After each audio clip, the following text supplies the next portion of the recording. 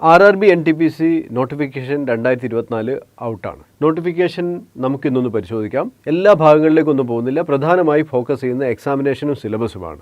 2 സ്റ്റേജുകളിലുള്ള examination ആയതുകൊണ്ട് തന്നെ നമ്മൾ ശ്രദ്ധിച്ച് പ്രിപ്പയർ ചെയ്യേണ്ട ആവശ്യമുണ്ട്. പ്രധാനപ്പെട്ട ഡേറ്റുകൾ നമുക്കൊന്ന് നോക്കാം.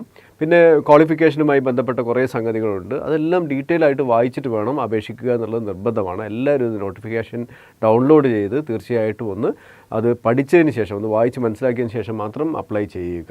ശ്രദ്ധിക്കേണ്ട ഒരു കാര്യം 70 പേജിൽ കൂടുതലുള്ള നോട്ടിഫിക്കേഷനാണ്. അപ്പോൾ ഓരോരുത്തർക്കും റെലവൻ്റ് ആയിട്ടുള്ള ഭാഗങ്ങൾ, പ്രത്യേകിച്ച് റിസർവേഷൻ, ഏജ് റിലാക്സേഷൻ തുടങ്ങിയ കാര്യങ്ങൾ വരുന്നിടത്ത് പ്രത്യേകമായ ശ്രദ്ധയോടുകൂടി വായിച്ചിരിക്കണം. അപ്ലൈ ചെയ്യുന്നതിന് മുമ്പ് പ്രത്യേകം ശ്രദ്ധിക്കുക. നമുക്ക് നോട്ടിഫിക്കേഷനിലേക്കൊന്ന് പോകാം. Recruitment for the various post of non technical popular categories graduate ലെവലാണ് നമ്മളിപ്പോൾ കൺസിഡർ ചെയ്യുന്നത്. ഇത് അണ്ടർ ഗ്രാജുവേറ്റ് വേറെ ഒരു നോട്ടിഫിക്കേഷൻ ഉണ്ട്, അത് നമുക്ക് പിന്നീട് ചെയ്യാം. അപ്പോൾ ഇത് ഗ്രാജുവേറ്റ് ലെവൽ നോട്ടിഫിക്കേഷനാണ്. ഇതിൻ്റെ ആദ്യ ഭാഗങ്ങളിൽ തന്നെ ഒരു വാർണിംഗ് തരുന്നുണ്ട്.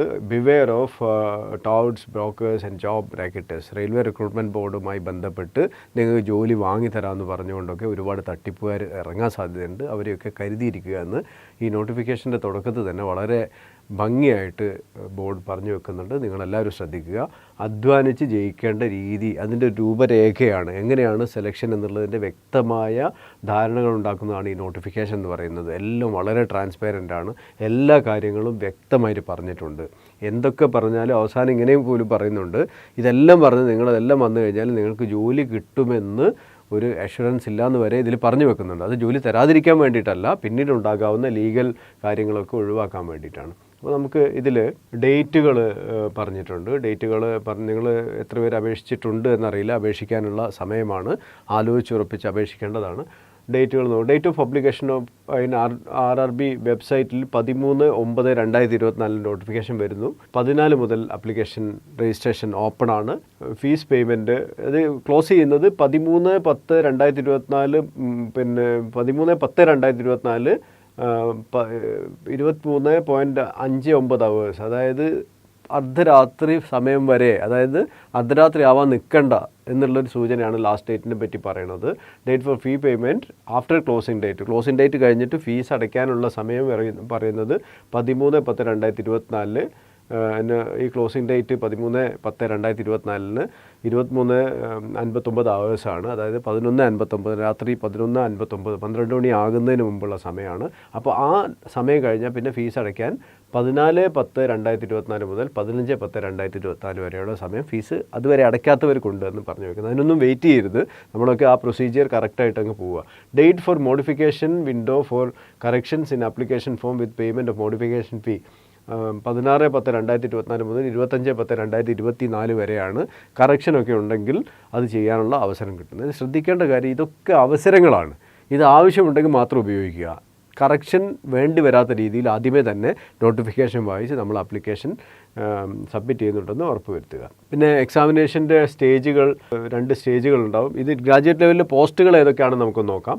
Chief commercial cum ticket supervisor, station master, goods train manager, junior account assistant cum typist, senior clerk cum typist. ഇത്രയും പോസ്റ്റുകളിലേക്കാണ്, വിവിധ ലെവലുകളിലുള്ള ഇത്രയും പോസ്റ്റുകളിലേക്കാണ് ഈ ഒരു നോട്ടിഫിക്കേഷനിലൂടെ റിക്രൂട്ട്മെൻറ്റ് നടത്തുന്നത്. വിവിധ സോണുകളിലായിട്ടാണ് ഈ വേക്കൻസികൾ ഉണ്ടായിരിക്കുക. 13/10/2024 അർദ്ധരാത്രിക്ക് മുമ്പായിട്ട് അപേക്ഷിക്കണം എന്ന് പ്രത്യേകം വീണ്ടും എടുത്തു പറയുന്നുണ്ട്. വേക്കൻസിയുടെ ഡീറ്റെയിൽസ് നമ്മൾ ഏറ്റവും കൂടുതൽ ആകർഷിക്കുന്ന ഒരു പ്രധാനപ്പെട്ട കാര്യമാണ്. റെയിൽവേ എന്ന് പറഞ്ഞാൽ ഒരുപക്ഷെ ലോകത്തിലെ തന്നെ ഏറ്റവും വലിയ എംപ്ലോയർമാരിൽ ഒരാളാണ്. ഏറ്റവും കൂടുതൽ ജോലികൾ നൽകുന്ന, വാർഷികമായി നൽകിക്കൊണ്ടിരിക്കുന്ന ഒരു സംവിധാനമാണ് ഇന്ത്യൻ റെയിൽവേ എന്ന് പറയുന്നത്. അത് അങ്ങനെ തന്നെ തുടരട്ടെ എന്ന് നമുക്ക് ആഗ്രഹിക്കാം. ഇത്തവണ വേക്കൻസികൾ പറഞ്ഞിരിക്കുന്ന ചീഫ് കൊമേഴ്സ്യൽ കം ടിക്കറ്റ് സൂപ്പർവൈസറിന്, അതായത് നമ്മളുടെ പേ ലെവൽ 6th ലെവൽ പേ വരുന്നതാണ്. അതിൽ ഇനീഷ്യൽ പേ 35,400 രൂപ വരുന്നു. 18 മുതൽ 33 വയസ്സ് വരെ അപേക്ഷിക്കാം. ഏജ് ലിമിറ്റ് അതാണ്. 18-ൽ താഴാനും പാടില്ല, 33 കൂടാനും പാടില്ല.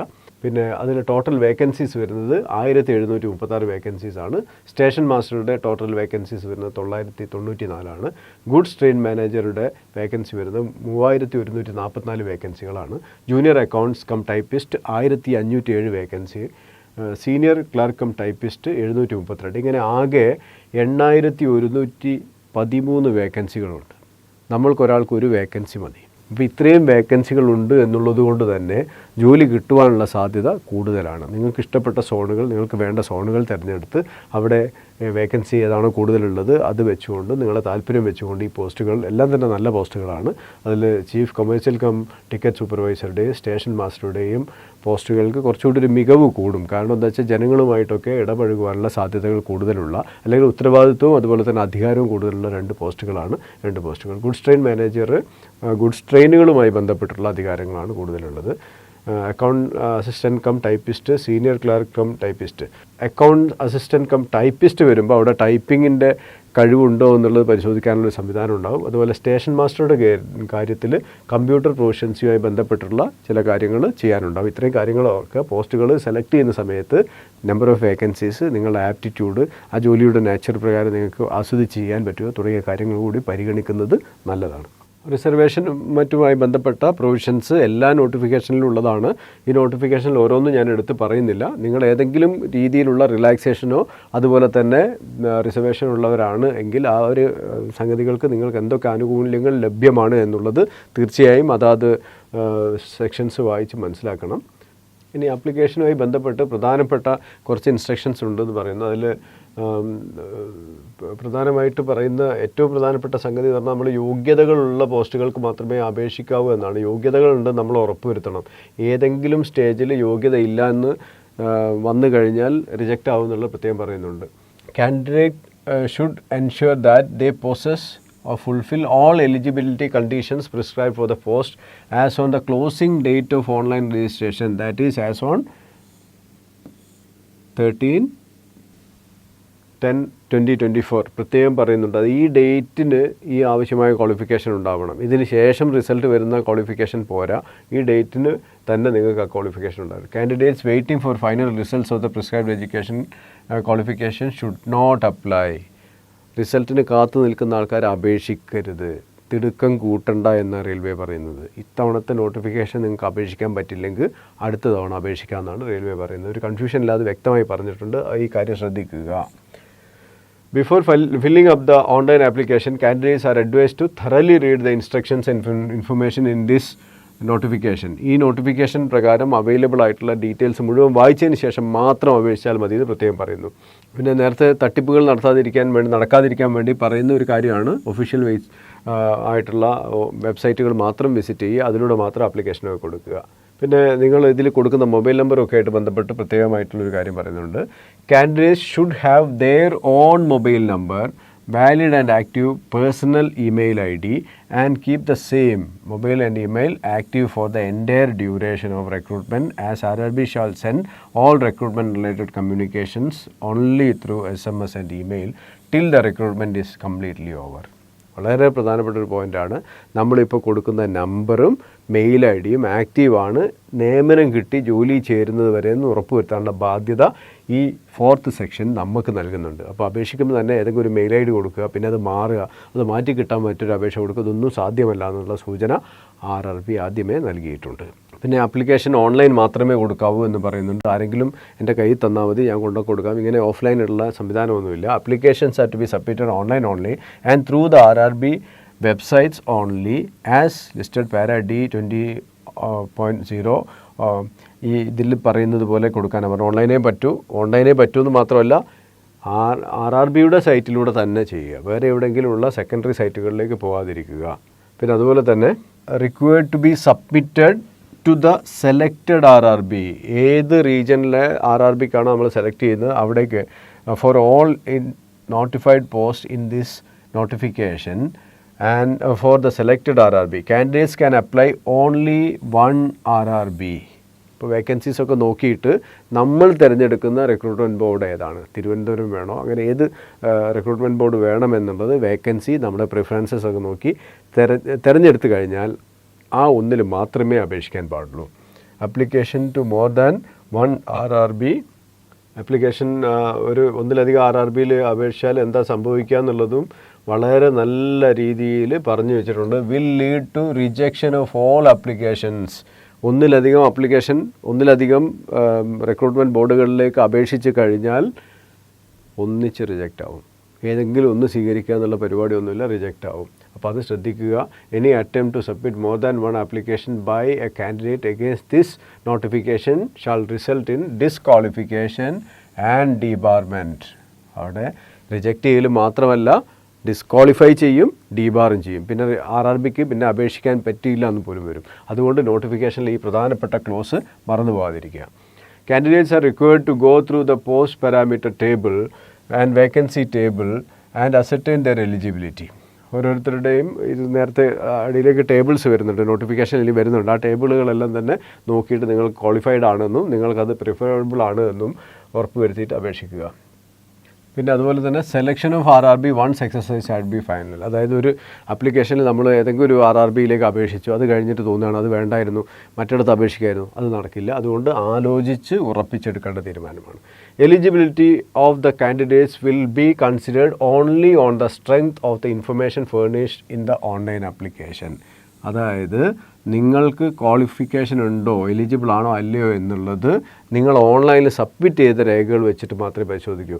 Candidates need not send print outs of application or certificates or copies to RRB concern. അതായത് നമ്മളിതെല്ലാം ഓൺലൈൻ കൊടുത്തതിന് ശേഷം വേറെ അതേ ക്വാളിഫിക്കേഷൻ തന്നെയോ അല്ലെങ്കിൽ വേറെ കുറച്ച് ക്വാളിഫിക്കേഷൻ എടുത്തിട്ട് RRBക്ക് പോസ്റ്റിലായിട്ട് അയച്ചു കൊടുക്കാൻ ഒന്നും ശ്രമിക്കരുത്. പ്രിൻ്റ് ഔട്ട് ഒന്നും വേണ്ട. Consent by post.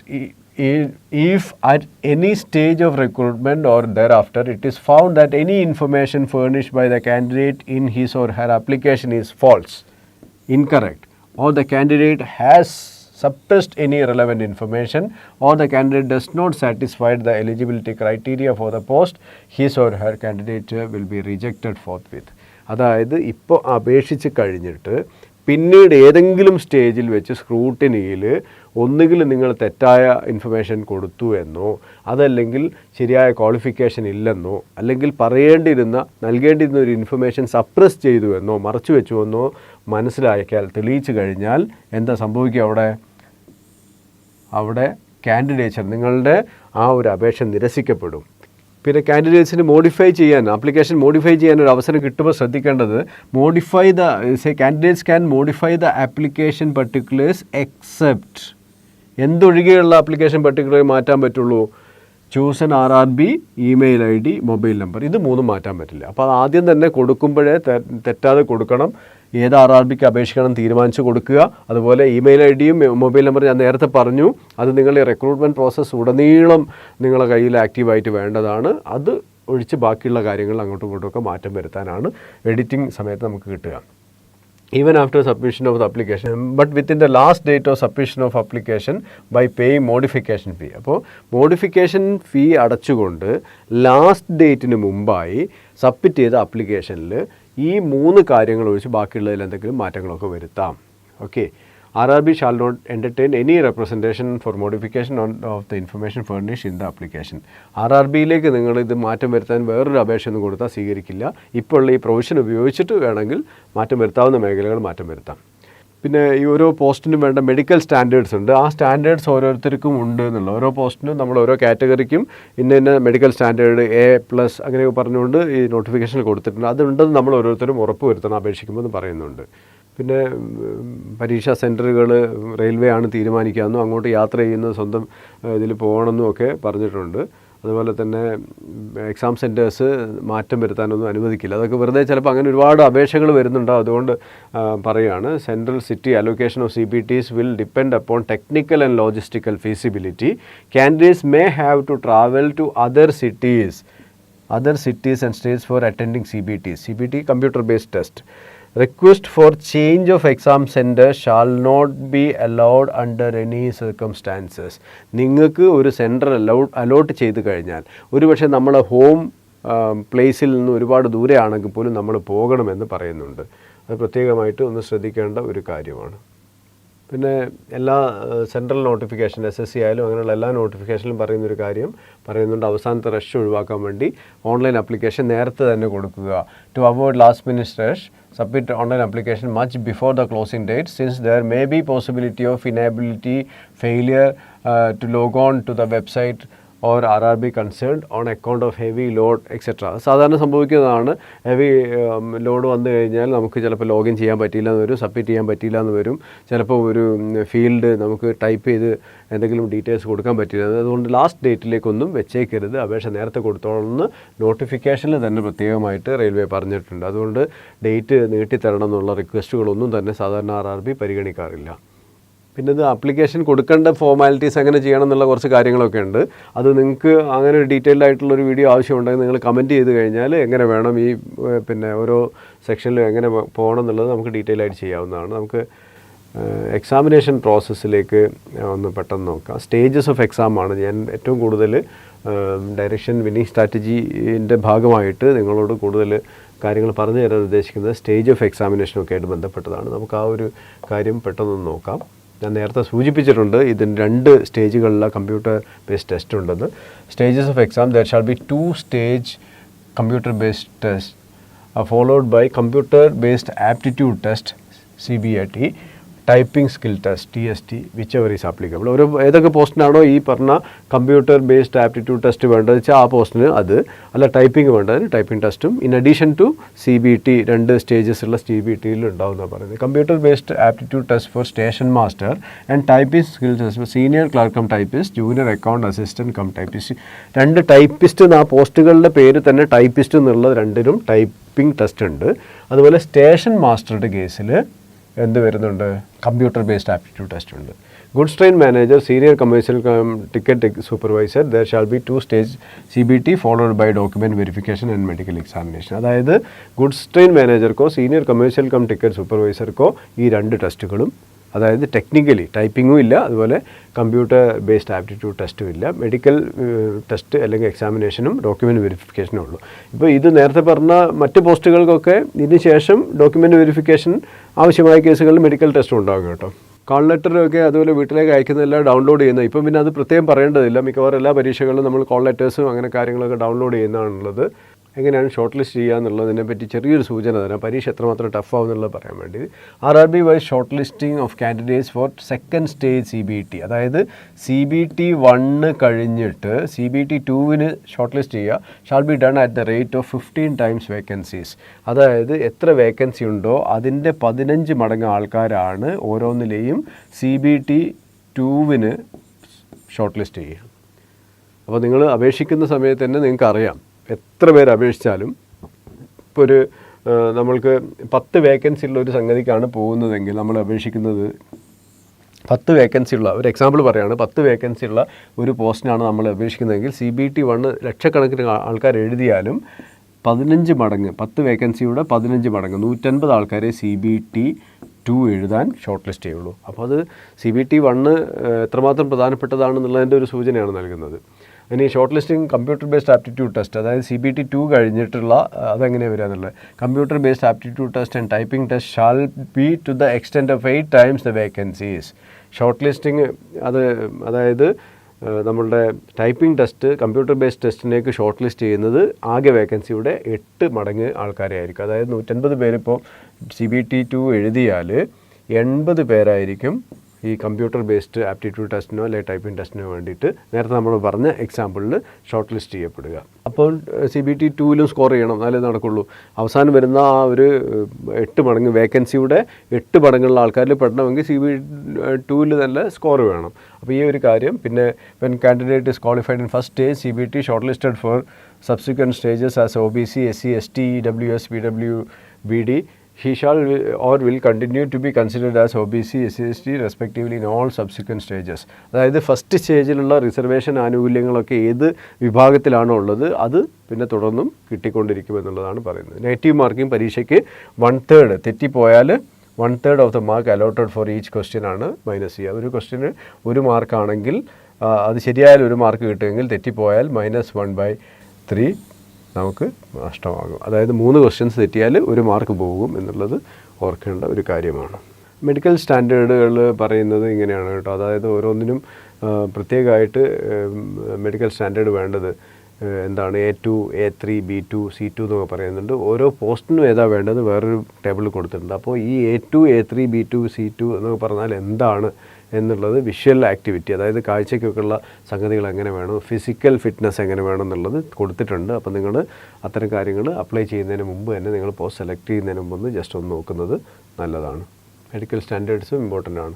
ഇത് ക്വാളിഫിക്കേഷൻ വൈസ് നോക്കുമ്പോൾ citizen of India, subject of Nepal, subject of Bhutan, അല്ലെങ്കിൽ ടിബറ്റൻ റെഫ്യൂജി, പിന്നെ a person of Indian origin who has migrated from Pakistan, Burma, Sri Lanka എന്ന് പറഞ്ഞുള്ള കുറേ കണ്ടീഷൻസ് കൊടുത്തിട്ടുണ്ട്.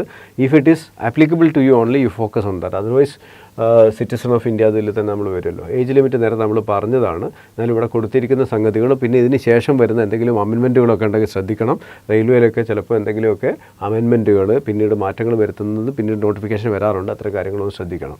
ഏജ് റിലാക്സേഷൻ സാധാരണഗതിയിൽ സെൻട്രൽ ഗവൺമെൻറ്റുമായി ബന്ധപ്പെട്ട ജോലികൾക്ക് കിട്ടുന്ന എല്ലാ റിലാക്സേഷനും ഇവിടെ വരുന്നുണ്ട്. OBC നോൺ ക്രീമി ലെയർ ആൾക്കാർക്ക് 3 വർഷത്തെ റിലാക്സേഷൻ, SC ST 5 വർഷം, ex service men candidates who have put in more than 6 months service after attestation, ഓരോ അൺറിസർവ്ഡ് ആൻഡ് EWSൽ പെടുന്ന 3 years, OBCക്ക് 6, SC STക്ക് 8, പിന്നെ persons with benchmark disability unreserved ആണെങ്കിൽ EWS ആണെങ്കിൽ 10 വർഷം, അത് OBC NCL ആണെങ്കിൽ 13 വർഷം. അതായത് ഇവിടെ അല്ലാത്ത കാറ്റഗറിക്ക് കിട്ടുന്ന അത്രയും വർഷം കൂടി ഇതിനോട് ആഡ് ചെയ്യുകയാണ് ചെയ്യുന്നത്. സാധാരണ ജനറൽ കാൻഡിഡേറ്റിന് 10 കിട്ടുമെങ്കിൽ OBC ആണെങ്കിൽ അതിൽപ്പെടുന്ന 13 അങ്ങനെ ആഡ് ചെയ്യുകയാണ് ചെയ്യുന്നത്. റെയിൽവേ സ്റ്റാഫിനുള്ളതും പറയുന്നുണ്ട്. If you are of that category only you focus there. പിന്നെ വിഡോഡ് ആയിട്ടുള്ള, ഡിവോഴ്സ്ഡ് ആയിട്ടുള്ള, ജുഡീഷ്യലി സെപ്പറേറ്റ് ആയിട്ടുള്ള വിമൻ കാൻഡിഡേറ്റ്സിന് എത്ര വയസ്സ് വരെ അപേക്ഷിക്കാൻ പറ്റും എന്നുള്ളത് കൊടുക്കുന്നുണ്ട്. അപ്പോൾ അത് ഒരു ഗവൺമെൻറ്റിൻ്റെ സ്ത്രീ ശാക്തീകരണ നിലപാടുകളുടെ ഭാഗമായിട്ട് വരുന്നതാണ് റെയിൽവേയുടെ. ശ്രദ്ധിക്കുക. ഇനി എക്സാമിനേഷൻ ഫീ പറയുന്നുണ്ട്. കൺസെഷൻ ഇല്ലാത്ത എല്ലാ കാറ്റഗറിക്കും 500 രൂപ, കൺസെഷനുള്ള ടീമിന് 250 രൂപ. ഇതാണ് ഫീസിൻ്റെ എക്സാമിനേഷൻ ഫീസ് വരുന്നത്. ഓൺലൈൻ ഫീ പേയ്മെൻ്റ് ആണ് സാധിക്കുക. ഓൺലൈൻ പേയ്മെൻറ്റ് ഓൺലൈനിൽ മാത്രമേ പറ്റുള്ളൂ എന്ന് പ്രത്യേകം ശ്രദ്ധിക്കുക. ഫീസ് അടയ്ക്കുന്നത് വേറെ ഏതെങ്കിലും രീതിയിൽ ചെയ്യാനൊന്നും ശ്രമിക്കരുത്. ഫീസ് അടയ്ക്കുന്നത് ഓൺലൈനായിട്ട് മാത്രം അടയ്ക്കുക. അത് മാത്രമേ സാധ്യമാകൂ. ഓൺലൈൻ മോഡ് ഓൺലി പറയുന്നുണ്ട്. പിന്നെ ഫീസ് അടയ്ക്കാതെ അപേക്ഷിച്ചാൽ അപേക്ഷ സ്വീകരിക്കപ്പെടുകയില്ല, റിജക്റ്റ് ചെയ്യപ്പെടുമെന്ന് പ്രത്യേകം പറയുന്നുണ്ട്. പിന്നെ ക്ലോസിംഗ് ഡേറ്റ് നേരത്തെ പറഞ്ഞതാണ്. Online payment will be allowed till 23:59 hours of 15/10/2024 എന്ന് പറയുന്നു. ലാസ്റ്റ് ആ പേയ്മെൻറ്റിൻ്റെ സമയം നേരത്തെ ഞാൻ സൂചിപ്പിച്ചതാണ്, മറന്നു പോകരുത്. പിന്നെ ചെയ്യാമെന്ന് വിചാരിച്ച് വെച്ചേക്കരുത്. അത് പ്രത്യേകം ഒന്ന് ശ്രദ്ധിക്കുക. ഒരുവിധം അപേക്ഷിക്കാൻ വേണ്ട പ്രിലിമിനറി ആയിട്ട് അറിഞ്ഞിരിക്കേണ്ട കാര്യങ്ങൾ ഒരുവിധമൊക്കെ നമ്മൾ നോക്കി. ഇനി സ്പെസിഫിക് കേസുകളുള്ളത് നിങ്ങളൊന്ന് പേഴ്സണലി നിങ്ങൾക്ക് ഒരു പ്രത്യേക കാറ്റഗറിയിൽ വരുന്നതാണ്, ഒരു പ്രത്യേക രീതിയിൽ ശ്രദ്ധിക്കേണ്ട പോയിന്റ് ഉണ്ടെങ്കിൽ അത് ഈ നോട്ടിഫിക്കേഷനിൽ എടുത്തിട്ട് നിങ്ങൾ എന്ത് ചെയ്യാമെന്ന് നോക്കുക. എല്ലാവരും ഈ നോട്ടിഫിക്കേഷൻ ഡൗൺലോഡ് ചെയ്ത് സേവ് ചെയ്ത് വെക്കുക കേട്ടോ. എന്തെങ്കിലും രീതിയിൽ നമുക്ക് പിന്നീട് ഒരു പ്രശ്നമുണ്ടെങ്കിൽ നോട്ടിഫിക്കേഷൻ വെച്ചുകൊണ്ട് മാത്രമേ നമുക്കതിനോട് എന്ത് നിലപാടെടുക്കണം എന്നുള്ളത് തീരുമാനിക്കാൻ പറ്റത്തുള്ളൂ. ഒരിക്കലും നിങ്ങൾക്ക് ഇതിനെതിരായിട്ടുള്ളൊരു സംഗതി, ഇതിൽ പറയാത്തൊരു കാര്യം പറഞ്ഞുകൊണ്ട് നിങ്ങളെ റെയിൽവേക്ക് ഒരു ബുദ്ധിമുട്ടിക്കാൻ പറ്റില്ല. അത് കോടതികളൊക്കെ പരിഗണിക്കും. പക്ഷേ ഏത് കോടതിയിൽ എന്ത് കാര്യം പോകുമ്പോൾ നോട്ടിഫിക്കേഷനിൽ വ്യക്തമായിട്ട് പറഞ്ഞിട്ടുള്ളൊരു ഭാഗമാണെങ്കിൽ നമുക്കവിടെ ഹെൽപ്പൊന്നും കിട്ടില്ല. അതുകൊണ്ടാണ് ഞാൻ പലതവണ പറഞ്ഞത് നോട്ടിഫിക്കേഷൻ വായിച്ച് ഉറപ്പ് വരുത്തിയിട്ട് അപേക്ഷിക്കുക. ഈ സെക്ഷൻ നിങ്ങൾ നോക്കി വെക്കുക. കാരണം നമ്മുടെ ഭാവി തീരുമാനിക്കുന്ന ഏറ്റവും പ്രധാനപ്പെട്ട സംഗതിയാണ്. ഈ പരീക്ഷ അപേക്ഷിക്കുന്ന മിക്കവാറും എല്ലാവരും തന്നെ ഈ സ്റ്റേജ് 1 എഴുതും. First stage computer based test എഴുതും. Common for all notified post, എല്ലാ പോസ്റ്റുകൾക്കും കോമൺ ആയിട്ടുള്ള എക്സാമിനേഷനാണ്. Duration 90 minute. അതായത് 90 മിനിറ്റ് സമയം, 1.5 മണിക്കൂർ സമയം കൊണ്ട് ഇതിൻ്റെ കാര്യത്തിൽ ഒരു തീരുമാനമാകും. നമ്പർ ഓഫ് ക്വസ്റ്റ്യൻസ് ഓരോന്നിനും 1 മാർക്ക് വീതമാണ്. ഓരോന്നിനും 1 മാർക്ക് വീതമാണെന്ന് പറഞ്ഞാൽ തെറ്റിക്കഴിഞ്ഞാൽ 1/3 മാർക്ക് പോകും. അത് ഓർക്കണം. 3 തെറ്റിയ 1 മാർക്ക് പോകും. അപ്പോൾ അതിൽ സെക്ഷൻസ് വരുന്നത് general awareness 40 mark. General awareness എന്ന് പറഞ്ഞങ്ങ് പോയാൽ അതിൽ എന്തൊക്കെ പെടും എന്നുള്ള അറിയാമല്ലോ. ഒരുപക്ഷെ പഠിക്കുവാൻ ഏറ്റവും വിപുലമായ ഭാഗങ്ങൾ, ഏറ്റവും കൂടുതൽ വൈവിധ്യമാർന്ന ഭാഗങ്ങളുടെ ഒരു ഭാഗമാണ് ജനറൽ അവെയർനെസ്. 40 മാർക്കിൻ്റെ ചോദ്യങ്ങൾ വരുന്നു. പിന്നെ മാത്തമാറ്റിക്സ് 30 മാർക്കിന്, ജനറൽ ഇൻ്റലിജൻസ് ആൻഡ് റീസണിംഗ് 30 മാർക്കിന്. അങ്ങനെ ആകെ 100 ചോദ്യങ്ങൾ, 100 മാർക്ക് ചെയ്യാൻ 90 മിനിറ്റ് സമയം. അങ്ങനെ അപ്പോൾ ശ്രദ്ധിക്കേണ്ടത്, പിന്നെ അംഗവൈകല്യമുള്ള persons with benchmark disability ഉള്ള ആൾക്കാർക്ക് 120 മിനിറ്റ്, അതുപോലെ സ്ക്രൈബിനെയൊക്കെ ഉപയോഗിച്ച് കാഴ്ചശക്തി പരിമിതിയുള്ള ആൾക്കാർ സ്ക്രൈബിനെ ഉപയോഗിച്ച് ചെയ്യുന്നവർക്കൊക്കെ അഡീഷണൽ ടൈം കിട്ടുന്നുണ്ടെന്ന് പറയുന്നുണ്ട്. അങ്ങനെയുള്ള കാൻഡിഡേറ്റ്സ് അതിന് വേണ്ട കാര്യങ്ങളൊക്കെ പ്രത്യേകം ശ്രദ്ധിക്കുകയും വേണ്ട കാര്യങ്ങൾ ചെയ്യുകയും ചെയ്യുക. അപ്പോൾ നേരത്തെ പറഞ്ഞ 80 മാർക്ക് ഒന്നുകൂടി ഇവിടെ നോട്ട് ചെയ്യുന്നുണ്ട്. റോങ് ആൻസറിന് 1/3 മാർക്ക് പോകുമെന്ന് പറയുന്നുണ്ട്. Candidates who are shortlisted for second stage CBT availing the reservation benefits of centralized employment notice number OBC PWD അത് നേരത്തെ നമ്മൾ പറഞ്ഞതാണ്. അത് ഏതെങ്കിലും റിസർവേഷൻ ആനുകൂല്യത്തോടു കൂടി ഈ സ്റ്റേജ് 1 നിന്ന് സ്റ്റേജ് 2ലേക്ക് ക്വാളിഫൈ ചെയ്യുന്ന ആൾക്കാർ അവിടെയും അവർക്ക് ആ ആനുകൂല്യം കിട്ടുമെന്നാണ് ഇവിടെ പറഞ്ഞിരിക്കുന്നത്. ഇനി ഇതിൻ്റെ സിലബസ് കൊടുത്തിട്ടുണ്ട്. സിലബസ് ശ്രദ്ധിക്കേണ്ട ഒരു കാര്യം, സ്റ്റേജ് 1ൻ്റെയും സ്റ്റേജ് 2ൻ്റെയും സിലബസ് തമ്മിൽ വലിയ മാറ്റങ്ങളൊന്നുമില്ല, നിങ്ങൾ നോക്കിക്കഴിഞ്ഞാൽ അങ്ങനെ തന്നെ. പക്ഷേ എക്സാമിനേഷൻ്റെ ഡെപ്തിലും ഡിമാൻഡിലും ചെറിയ രീതിയിലുള്ള വ്യത്യാസം എന്തായാലും ഉണ്ടാകും. കുറച്ചുകൂടി കൂടുതൽ ചോദ്യങ്ങൾ വരുന്ന വെയിറ്റേജുകളുടെ ഏരിയാസ് അങ്ങോട്ടും ഇങ്ങോട്ടും മാറാറുണ്ട്. അപ്പോൾ ഇതിൽ മാത്തമാറ്റിക്സ് എന്ന് പറയുന്നത് എന്തൊക്കെ സിലബസ് വരുന്നുണ്ട് നോക്കുക. നമ്പർ സിസ്റ്റം വരുന്നുണ്ട്. സാധാരണ കോമ്പറ്റേറ്റീവ് എക്സാമിനേഷൻ എഴുതി പരിചയമുള്ള ആൾക്കാർക്ക് അറിയാം, എല്ലാ പരീക്ഷകളിലും ഇത് വരുന്നുണ്ട്. Decimals, fractions, LCM, HCF, ratio and proportion, percentage, mensuration, time and work, time and distance, simple and compound interest, profit and loss, elementary algebra, geometry, trigonometry, elementary static. അപ്പോൾ ഇതിൽ ശ്രദ്ധിക്കേണ്ടത്, നമ്മൾ സാധാരണ അരിത്തമെറ്റിക് എന്ന് പറയുന്ന ഭാഗങ്ങളും അതുപോലെ തന്നെ അഡ്വാൻസ്ഡ് എന്ന് പറയുന്ന ഭാഗങ്ങളും ഒരുപോലെ ഇതിൽ വരുന്നുണ്ട്. അതായത് SSC പരീക്ഷയുടെയൊക്കെ ഒരു പാറ്റേണിലാണ് ഇതിൻ്റെ സിലബസ് കിടക്കുന്നത്. ഇവിടെ എലിമെൻ്ററി ആൾജിബ്രയും ജിയോമെട്രിയും ട്രിഗ്നോമെട്രിയും വരുന്നു എന്ന് പറഞ്ഞു കഴിഞ്ഞാൽ നമ്മൾ SSCക്ക് അഡ്വാൻസ് മാത്സ് പഠിക്കുന്ന കുറേ ഭാഗങ്ങൾ ഇതിൽ വരുന്നു. അതുപോലെ എലിമെൻ്ററി സ്റ്റാറ്റിസ്റ്റിക് ഇത്തവണ അല്ലെങ്കിൽ കഴിഞ്ഞ തവണ മോഡിഫിക്കേഷൻ ഓഫ് SSC പാറ്റേൺ വന്നപ്പോൾ അഡീഷണൽ ആയിട്ട് വന്ന സിലബസ് ഭാഗമാണ് എലിമെൻ്ററി സ്റ്റാറ്റിക് എന്ന് പറയുന്നത്. അത് ഇവിടെയും നിങ്ങൾക്ക് പ്രതീക്ഷിക്കാം. ഇത് മാത്രമല്ല, ഇവിടെ കൊടുത്തിരിക്കുന്ന എക്സെട്ര എന്നാണ്. ഇതുപോലുള്ള കാര്യങ്ങൾ മുതലായവ അതുപോലുള്ളത് വേറെ ഉണ്ടെങ്കിൽ അതും വരാം. ഇതിൽ പ്രത്യേകിച്ച് പറയാത്ത ചില സംഗതികൾ, ബോട്ടൺ സ്ട്രീം ഒന്നും പ്രത്യേകം പറഞ്ഞിട്ടില്ല, പക്ഷേ അതുപോലുള്ളത് വരാം. അപ്പോൾ അത് മാത്തമാറ്റിക്സ്, കോമ്പറ്റേറ്റീവ് എക്സാമിനേഷൻ മാത്തമാറ്റിക്സിൽ അരിത്തമെറ്റിക് എന്നും അഡ്വാൻസ് മാത്സ് എന്നും നമ്മൾ പറയുന്ന ഭാഗങ്ങൾ വരുന്നു. ജനറൽ ഇൻ്റലിജൻസ് ആൻഡ് റീസണിങ്ങിൽ അനാലജീസ് വരുന്നു. Completion of number and alphabetical series, number and alphabetical number series, alphabetical series, നമ്പറും ആൽഫബറ്റോട് വരുന്ന ആൽഫ ന്യൂമറിക് സീരീസും അവിടെ വരുന്ന പ്രതീക്ഷിക്കണം. കോഡിംഗ് ആൻഡ് ഡീകോഡിംഗ് ഈ റെയിൽവേ പരീക്ഷയിൽ വളരെയധികം വെയിറ്റ് ചെയ്തുള്ള സ്റ്റേജ് 1ലും സ്റ്റേജ് 2ലും ഒരു 3-4 ചോദ്യങ്ങൾ എന്തായാലും വരുന്ന ഒരു ഭാഗമാണ്. അതുകൊണ്ട് നന്നായിട്ട് പഠിക്കേണ്ടത്. മാത്തമാറ്റിക്കൽ ഓപ്പറേഷൻസ് വരുന്നു, അല്ലെങ്കിൽ ഇൻ്റലിജൻറ്റ് ഓപ്പറേഷൻസ് പറയുന്നത് നമ്മളുടെ ഇൻ്റലിജൻസ് ഉപയോഗിച്ച് കാൽക്കുലേഷൻ ചെയ്യുന്ന കാര്യങ്ങളാണ്. അതിൽ 2-3 ചോദ്യങ്ങൾ സ്റ്റേജ് 1ൽ പ്രതീക്ഷിക്കാം. 2ലും അത് 2-3 ക്വസ്റ്റ്യൻസ് പ്രതീക്ഷിക്കാം. Similarities and differences, relationship, analytical reasoning, syllogism, jumbling, Venn diagrams, puzzle, data sufficiency, statement conclusion, statement course of action, logical reasoning ആയിട്ട് ബന്ധപ്പെട്ട് വരുന്ന statement conclusion, statement courses of action എന്നുള്ളത്, അതിൽ നിന്നും നമുക്കൊരു 3-4 ക്വസ്റ്റ്യൻസ് പ്രതീക്ഷിക്കാവുന്നതാണ് സ്റ്റേജ് 1ലും അതുപോലെ തന്നെ സ്റ്റേജ് 2ലും. Decision making, maps, interpretation of graphs. അപ്പം സാധാരണഗതിയിൽ നമ്മളുടെ SSCക്കൊക്കെ ചോദിക്കുന്ന രീതിയിലുള്ള ചോദ്യങ്ങൾ തന്നെ വരാവുന്ന, സിമിലാരിറ്റീസ് ആൻഡ് ഡിഫറൻസിലൊക്കെ പലതരത്തിലുള്ളത് വരാം. മിറർ ഇമേജ്, വാട്ടർ ഇമേജ് എന്ന് പറഞ്ഞിട്ടുള്ള പല സംഗതികളും അതിൽ വരാവുന്നതാണ്. അങ്ങനെയുള്ള ചോദ്യങ്ങളൊക്കെ ചേർന്ന കുറച്ച് ചാലഞ്ചിങ് ആയിട്ടുള്ളൊരു ഭാഗം തന്നെയാണ് നിങ്ങൾക്ക് വരാൻ പോകുന്ന ജനറൽ ഇൻ്റലിജൻസ് ആൻഡ് റീസണിങ്. ഇനി general awareness, current events of national international importance. ഈ ഒരൊറ്റ വരിയിൽ എന്തൊക്കെ കാര്യങ്ങൾ വരുന്ന ആലോചിച്ച് നോക്കൂ. Games and sport, art and culture of India. Art and culture of India എന്ന് പറയുമ്പോൾ എന്തൊക്കെ കാര്യങ്ങൾ വരും? Art and culture of India, festivals, അങ്ങനത്തെ കാര്യങ്ങൾ വരില്ലേ? ഇപ്പോൾ ഗർഭ ഡാൻസ് എവിടെയുള്ളതാണെന്ന് ചോദിക്കുന്ന സാധാരണ ക്വസ്റ്റ്യൻ പോലെ, യക്ഷഗാനത്തിനെ പറ്റി ചോദിക്കും പോലെയുള്ള പലതും. അങ്ങനെ ഇന്ത്യൻ ലിറ്ററേച്ചർ എന്ന് പറയുമ്പോൾ ഏത് തരത്തിലുള്ള ലിറ്ററേച്ചർ വരാം. ബംഗാളി ലിറ്ററേച്ചർ വരാം, പഞ്ചാബി വരാം, ഉറുദു ലിറ്ററേച്ചർ വരാം, മലയാളം ലിറ്ററേച്ചർ വരാം. Monuments and places of India, general science and life science. General science and life science എന്ന് പറയുമ്പോൾ നമ്മൾ എന്തൊക്കെ ഓർക്കണം? ഫിസിക്സ്, കെമിസ്ട്രി, ബയോളജി, പിന്നെ കുറച്ചൊരു ബയോടെക്കും നമ്മൾ ഓർത്തിരിക്കണം അല്ലേ? Up to 10th standard, CBSE 10th standard വരെ നിലവാരത്തിലായിരിക്കും ചോദിക്കാമെന്ന് പറയുന്നത്. History of India and freedom struggle. History of India and freedom struggle എന്ന് പറയുമ്പോൾ മോഡേൺ ഇന്ത്യൻ ഹിസ്റ്ററി മാത്രം പോരാ, ആൻഷ്യൻ, മിഡീവിയൽ, മോഡേൺ ഹിസ്റ്ററി വേണം. അതിൽ ഫ്രീഡം സ്ട്രഗിളിന് ഒരു പ്രത്യേക സ്ട്രെസ്സ് കൊടുക്കുകയും വേണം. Physical, social, economic, geography of India and world. Geography, വേൾഡും ഇന്ത്യൻ ജിയോഗ്രഫി ചോദിക്കുന്നു.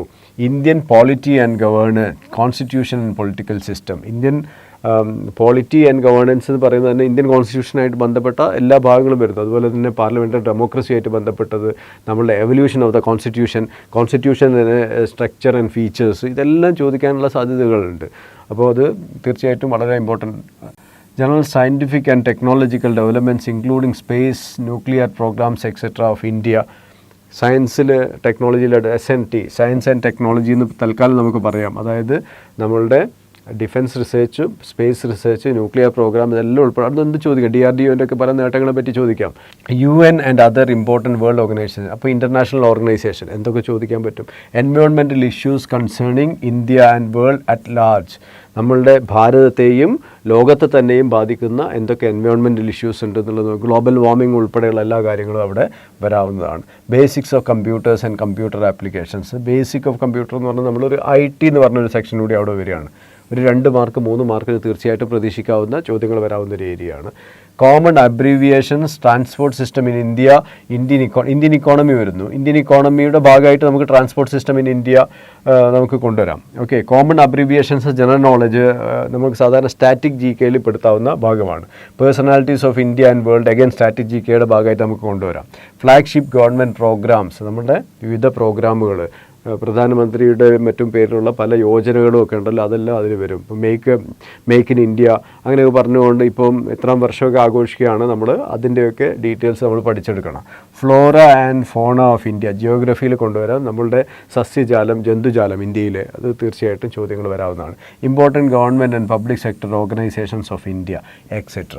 ഈ എക്സെട്ര എന്ന് പറയുന്നത് GK വിപുലമാക്കുന്നു. ഇന്ന് എന്തും ചോദിക്കാം, ഇതൊക്കെ പറഞ്ഞത് ചോദിക്കാം, ഇതിനപ്പുറവും ചോദിക്കാം. പിന്നെ minimum percentage off mark four eligibility in various categories.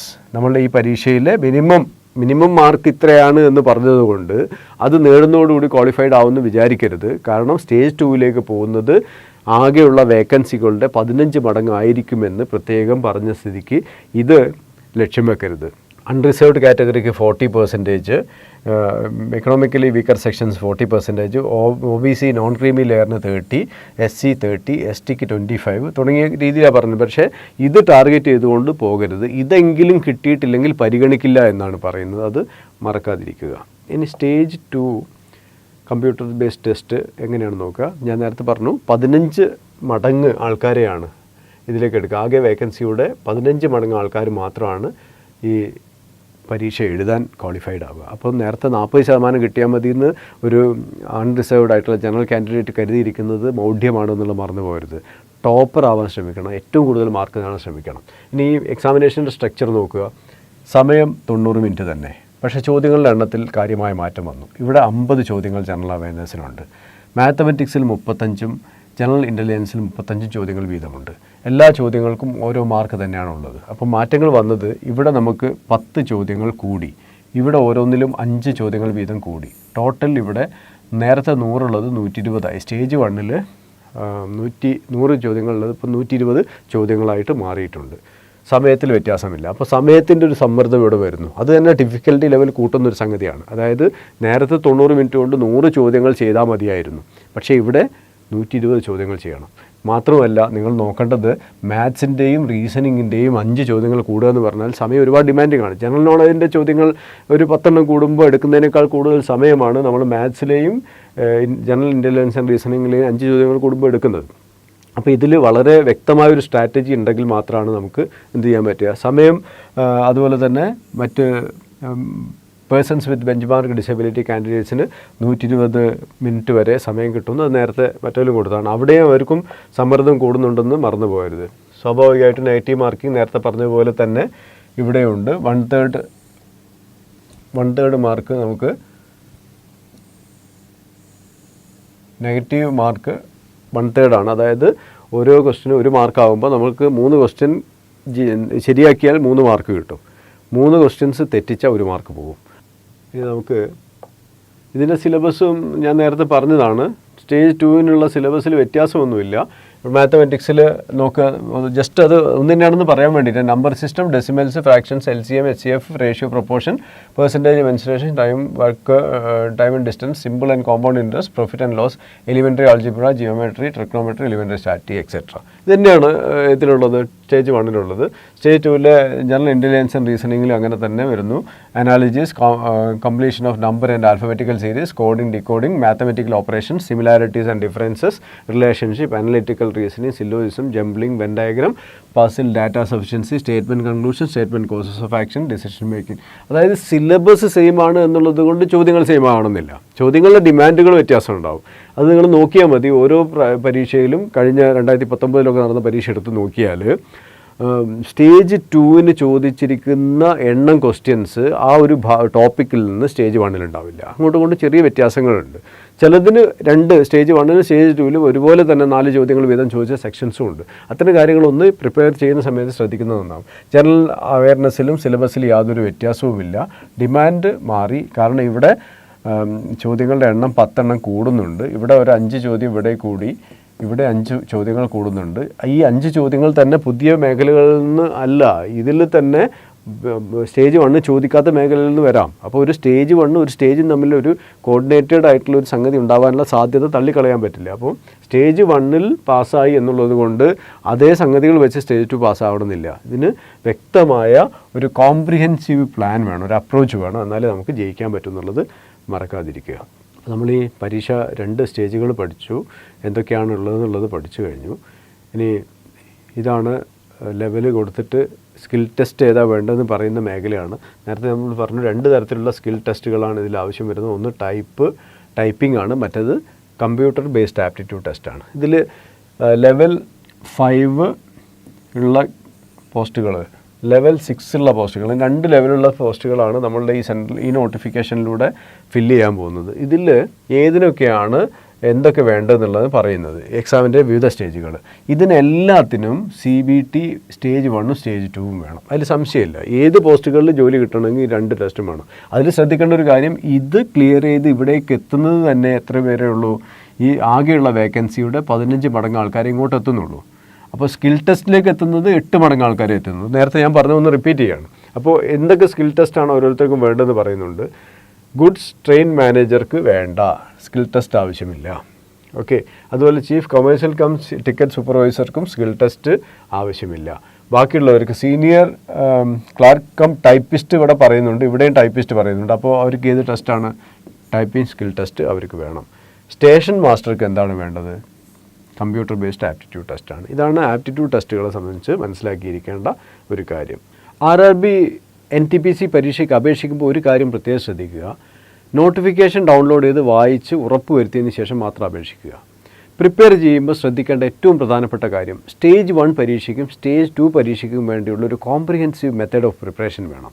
അല്ലാതെ സ്റ്റേജ് 1 കഴിഞ്ഞതിന് ശേഷം സ്റ്റേജ് 2 പ്രിപ്പയർ ചെയ്യാമെന്നുള്ള രീതിയിലുള്ള ചിന്തകളേ പാടില്ല. കാരണം ഈ പരീക്ഷ ഒരൊറ്റ ഫ്ലോ ആണ്. ആദ്യത്തെ സ്റ്റേജിന് വേണ്ട എല്ലാ ഘടകങ്ങളും രണ്ടാമത്തെ സ്റ്റേജിനും ആവശ്യമാണ്. കുറച്ചുകൂടി കൂടുതൽ സമയക്കുറവുള്ള, സമയത്തിൻ്റെ സമ്മർദ്ദം കൂടുതൽ അനുഭവിക്കുന്ന ഒരു പരീക്ഷയാണ് സ്റ്റേജ് 2 പരീക്ഷ എന്നുള്ളതാണ് ഈ സ്റ്റേജ് 2 പരീക്ഷയെ പ്രധാനമായും സ്റ്റേജ് 1 നിന്ന് വ്യത്യസ്തമാക്കുന്നത്. മാത്രമല്ല തീർച്ചയായിട്ടും ചില ചോദ്യങ്ങളുടെ ഡെപ്ത് കൂടുതലുണ്ടാകും. അപ്പോൾ ഇതിന് വേണ്ട പ്രിപ്പറേഷൻ നമ്മൾ തുടക്കത്തിലേ ആ രീതിയിൽ കൊണ്ടുപോകണം. സ്റ്റേജ് 1 സ്റ്റേജ് 2 വേണ്ട ടോപ്പിക്സ് പഠിച്ച് അങ്ങനെ 2 തരത്തിലുള്ള പരീക്ഷകളും എഴുതി ശീലിച്ച് മുന്നോട്ട് പോകണം. അപ്പോൾ ഇതിന് വേണ്ട എല്ലാ തരത്തിലുള്ള സംവിധാനങ്ങളും കൂടിയ ബാച്ചുകൾ, ഡയറക്ഷൻ വിന്നിംഗ് സ്ട്രാറ്റജി ബാച്ചുകൾ ആരംഭിച്ചിട്ടുണ്ട്, അഡ്മിഷൻ ആരംഭിച്ചിട്ടുണ്ട്. നിങ്ങൾക്കതിൽ ജോയിൻ ചെയ്യാം. ഓഫ്ലൈൻ ബാച്ചുകളും ഓൺലൈൻ ബാച്ചുകളും ഉണ്ട്. ഈ ബാച്ചുകളുടെയൊക്കെ പ്രത്യേകത ഇതിനാവശ്യമായ തരത്തിലുള്ള എല്ലാ തരത്തിലുള്ള പരീക്ഷകളും നടത്തുന്നുണ്ട് എന്നുള്ളതാണ്. എപ്പോഴും ശ്രദ്ധിക്കേണ്ടത്, നമ്മൾ ഓഫ്ലൈൻ ബാച്ചുകാർക്ക് പോലും ഓൺലൈൻ എക്സാമിനേഷൻ എഴുതുവാൻ വേണ്ടി ഞങ്ങളുടെ ടെസ്റ്റ് സീരീസ് പോർട്ടലിലേക്ക് ഡയറക്റ്റ് ആക്സസ് കൊടുക്കുന്നുണ്ട് എന്നുള്ളതാണ്. സ്വന്തം കൺവീനിയൻസിൽ സ്വന്തം ലാപ്ടോപ്പോ ടാബ്ലറ്റോ മൊബൈൽ ഫോണോ ഉപയോഗിച്ചുകൊണ്ട് തൻ്റേതായ സമയത്തിൽ ലോഗിൻ ചെയ്ത് എക്സാമിനേഷൻ സ്വന്തമായി ചെയ്യാൻ പറ്റുന്നു എന്നുള്ളത് നമ്മുടെ ഓഫ്ലൈൻ ബാച്ചുകളുടെ പോലും പ്രത്യേകതയാണ്. പ്രത്യേകം ശ്രദ്ധിക്കേണ്ട കാര്യം എന്താ വെച്ചാൽ, 1-2 കമ്പ്യൂട്ടറുകളുമായി ഒരു ലാബ് സെറ്റ് ചെയ്തുകൊണ്ട് മറ്റുള്ള സ്ഥാപനങ്ങളുടെ സൗകര്യത്തിനനുസരിച്ച് എക്സാമിനുകൾ ചെയ്യുന്നതിന് പകരം നമ്മൾക്ക് തന്നെ സമയം സെറ്റ് ചെയ്ത്, എക്സാമിനേഷൻ ഓട്ടോമേറ്റഡ് ആയിരിക്കുമല്ലോ, അതായത് സ്റ്റാർട്ട് ചെയ്ത് കഴിഞ്ഞാൽ ആ സമയം കഴിയുമ്പോൾ ഓട്ടോമാറ്റിക്കലി ലാപ്സ് ആവുന്ന രീതിയിൽ തന്നെയാണ് എക്സാമിനേഷൻ ഓൺലൈനിൽ സെറ്റ് ചെയ്തിരിക്കുന്നത്. അത് നിങ്ങൾക്ക് നിങ്ങളുടെ സൗകര്യത്തിന് സ്വന്തമായ സ്ഥലം കണ്ടെത്തിയിട്ട് തന്നെ ചെയ്യാൻ പറ്റുന്ന ഒരു പ്രത്യേക സംവിധാനം ഓഫ്ലൈൻ ബാച്ചുകൾക്ക് പോലും നമ്മൾ പ്രൊവൈഡ് ചെയ്യുന്നു എന്നുള്ളതാണ് ഇതിൻ്റെ ഒരു പ്രത്യേക കാര്യം. പിന്നെ സിലബസിൻ്റെ ഓരോ ഭാഗവും എന്തൊക്കെ രീതിയിൽ കൈകാര്യം ചെയ്യണം, ഏതൊക്കെ സ്ട്രാറ്റജി ഉപയോഗിച്ച് ഓരോ ടോപ്പിക്കും കൈകാര്യം ചെയ്യണമെന്ന് മനസ്സിലാക്കിയിട്ട് തയ്യാറാക്കിയിട്ടുള്ള മെറ്റീരിയൽ സപ്പോർട്ടോടുകൂടിയുള്ള ക്ലാസ്സുകളാണ് ക്വാണ്ടിറ്റേറ്റീവ് ആപ്റ്റിറ്റ്യൂഡ് അല്ലെങ്കിൽ മാത്സിനും റീസണിങ്ങിനും ഒക്കെ തന്നെ നമ്മൾ അറേഞ്ച് ചെയ്തിരിക്കുന്നത്. അതുപോലെ തന്നെ GKയിൽ ആഴത്തിലുള്ള ക്ലാസ്സുകളും പരപ്പേറിയ ക്ലാസ്സുകളും ഒരുപോലെ അറേഞ്ച് ചെയ്യുന്നു എന്നുള്ളത് കൊണ്ട് തന്നെ 2 സ്റ്റേജുകളുടെയും ഡിമാൻഡുകൾ ഡയറക്ഷൻ വിന്നിംഗ് സ്ട്രാറ്റജി കോഴ്സുകൾ മീറ്റ് ചെയ്യുന്നു എന്നുള്ളത് ഈ കോഴ്സുകളെ ഏറ്റവും മികച്ച കോഴ്സുകളാക്കി മാറ്റുന്നു. അപ്പോൾ നിങ്ങൾക്ക് ഇനിയും ഈ ആപ്ലിക്കേഷനുമായി ബന്ധപ്പെട്ടോ മറ്റെന്തെങ്കിലും കൂടുതൽ വിവരങ്ങൾ അറിയണമെങ്കിൽ തീർച്ചയായും താഴെ കമൻറ്റ് ചെയ്യുക. ഞങ്ങളുടെ കോഴ്സുകൾ ജോയിൻ ചെയ്യാൻ വേണ്ടി താഴെ കൊടുത്തിരിക്കുന്ന നമ്പറുകളിൽ നിങ്ങൾക്ക് വിളിക്കാവുന്നതാണ്. ഇനി കോഴ്സുകൾ സംബന്ധിച്ച് നിങ്ങൾക്ക് എന്തെങ്കിലും സംശയങ്ങളൊക്കെ ഉണ്ടെങ്കിൽ നിങ്ങൾക്ക് ഈ വീഡിയോയുടെ താഴെ കമൻറ്റായിട്ട് വെക്കാവുന്നതാണ്. തീർച്ചയായും നിങ്ങൾക്ക് എല്ലാ തരത്തിലുള്ള വിജയ ആശംസകളും നേരുന്നു. കാരണം ഒരു പരീക്ഷ ജയിക്കുക എന്നുള്ളത് നിങ്ങളുടെ അവകാശമാണ്. അതിന് വേണ്ട രീതിയിൽ പ്രിപ്പയർ ചെയ്യുക. നോട്ടിഫിക്കേഷനിൽ വ്യക്തമായി ഏതൊക്കെ തരത്തിലാണ് നിങ്ങൾ പരീക്ഷിക്കപ്പെടുക എന്ന് വ്യക്തമാക്കിയിട്ടുണ്ട് റെയിൽവേ റിക്രൂട്ട്മെൻറ്റ് ബോർഡ്. അതിൻ്റെ എല്ലാ തരത്തിലുള്ള സംഗതികളും മനസ്സിലാക്കിക്കൊണ്ട് ആ പരീക്ഷ കീഴടക്കി നിങ്ങളുടെ സ്വപ്ന ജോലിയിലേക്ക് കയറാൻ നിങ്ങൾക്ക് സാധിക്കട്ടെ എന്ന് ആശംസിക്കുന്നു. All the best.